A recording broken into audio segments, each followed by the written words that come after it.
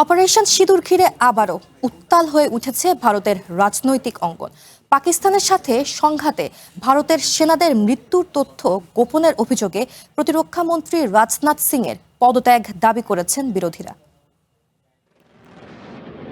গত বছর পাকিস্তানের সাথে সংঘাতে ৬ সেনা নিহত ও তাদের পরিচয় আনুষ্ঠানিকভাবে প্রকাশ করেছে ভারত।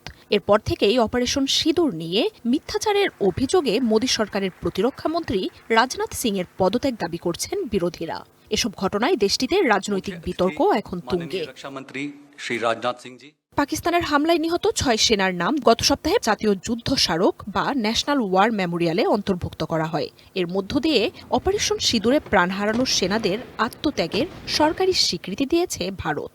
ऑपरेशन सिंदूर के दौरान जो हमने গত বছর পার্লামেন্টে প্রতিরক্ষামন্ত্রী রাজনাথ সিংয়ের বক্তব্য তুলে ধরে বিরোধী কংগ্রেসের অভিযোগ, সরকার দেশের মানুষ এবং পার্লামেন্টকে বিভ্রান্ত করছে।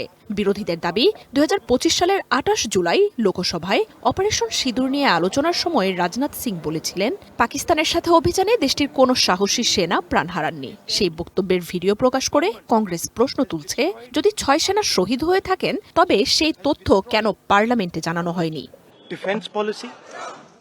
বিতর্কের জেরে মোদী সরকার দাবি করছে, রাজনাথ সিংয়ের বক্তব্যকে ইচ্ছাকৃতভাবে প্রসঙ্গের বাইরে এনে ভুলভাবে প্রচার করা হচ্ছে। প্রতিরক্ষামন্ত্রী তখন একটি নির্দিষ্ট গুজবের জবাব দিচ্ছিলেন বলে দাবি করেন তারা। আর সেই তথ্যই কেটে বিচ্ছিন্ন করে বিভ্রান্তি সৃষ্টির জন্য এখন প্রচার করা হচ্ছে। প্রতিরক্ষা মন্ত্রণালয় বলছে, সেনাদের নিহতের খবর তখনই স্পষ্ট করা হয়েছিল।